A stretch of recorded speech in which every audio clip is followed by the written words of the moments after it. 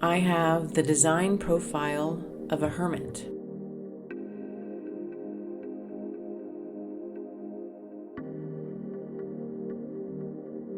This is Tracy with Tracy Talks, a podcast about life, looking at life from a new perspective to gain wisdom and understanding in hopes to know yourself more.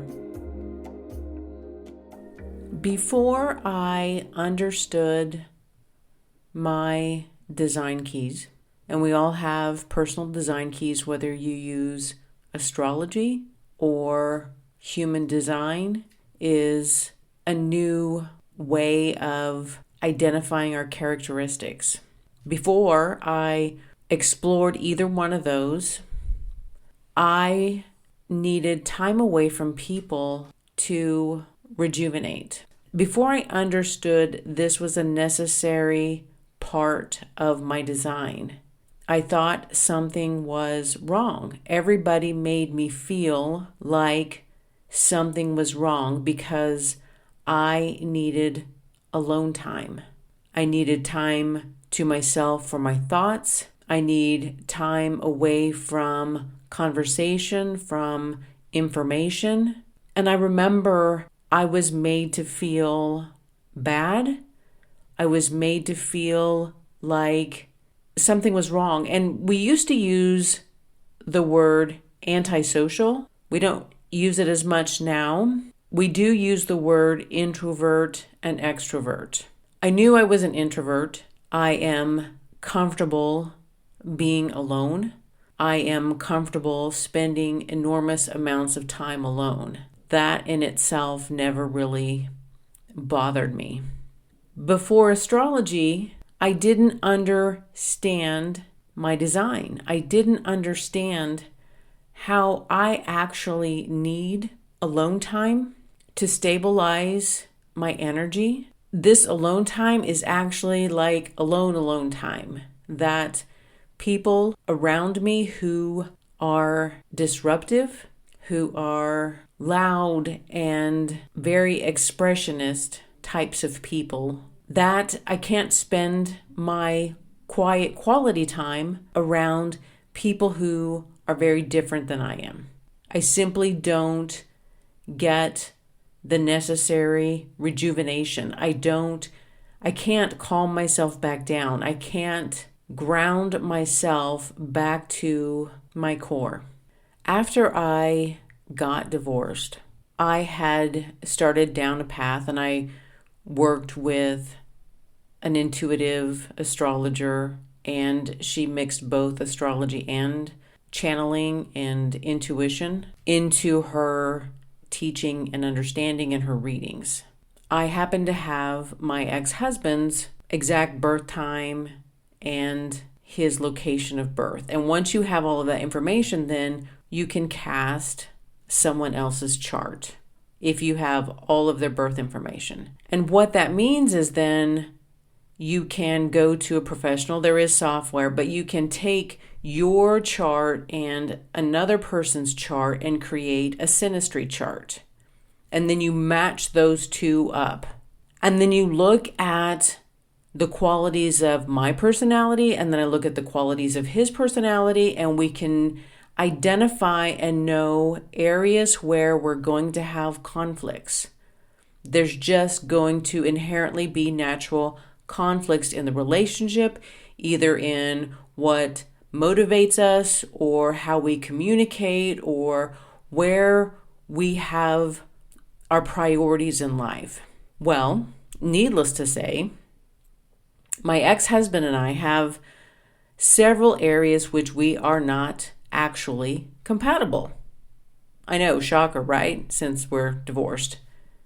At the time, though, it was frustrating because here we were, two people just, one day deciding to get into a relationship, and I don't know whether it was emotions, whether it was excitement, who knows what was happening. But in those early moments of a relationship, we can overlook potential traps. We can redirect our focus onto the positives and not fully focus on potential negatives. And sometimes, to be honest, we don't know how bad something can get. We don't know how our different communication styles are really going to impact the relationship over years. As the family changes, as the needs change, we don't know what we don't know.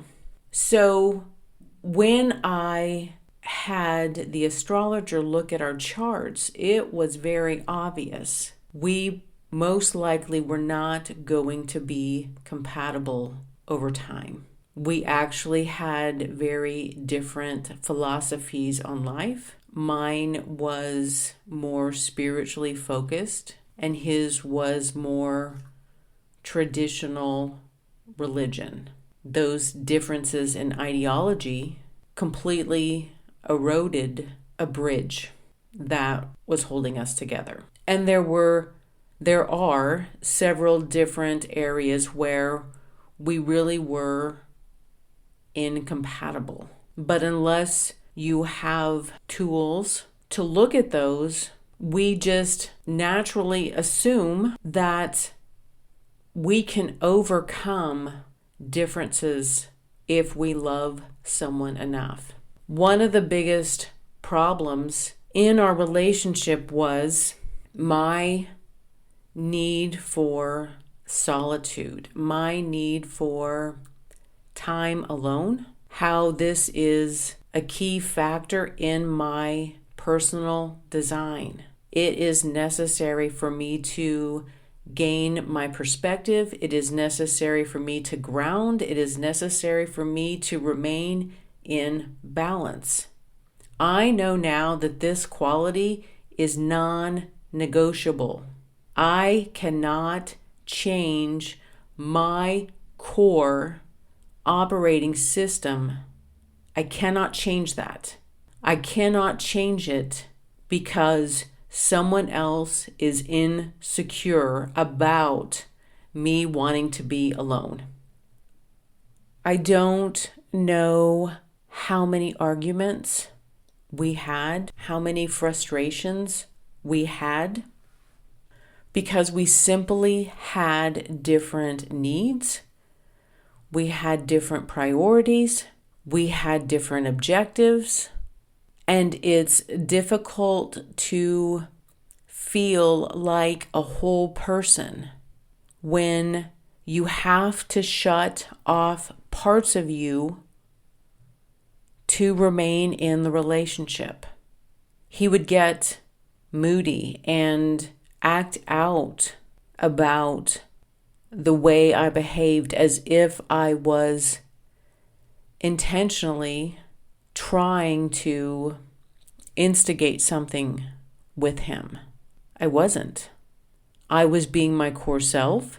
I was then made to feel as if something was wrong with me and I needed to just act differently.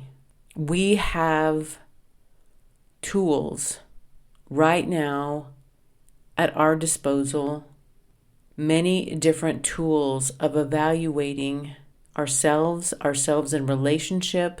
We can understand the synastry between two people. So many of us are trying to change our core self so we can fit somewhere, fit in a job, fit in a relationship. My profile is one of a hermit. That is one of the characteristics that is high up on my list. If I negotiate that, I cannot be my full self. I cannot operate authentically. I cannot be the person that I came here to be. I was told in a reading once by someone that I love and respect, and she said, yeah, that makes it difficult to be in relationship with someone. Or what it means to me is I also need to find someone who has those same characteristics, who needs time alone, who needs time to rejuvenate and come back to center and come back to self. What I don't need is someone who whines and gets insecure when I spend time alone. I'm done apologizing. I'm done apologizing for who I am and for what I need. My hermit quality, it's not a problem. It's not a problem to fix. Thank you for listening to this podcast of Tracy Talks. Please like and share with others who would enjoy listening to this podcast. And until next time, we meet again.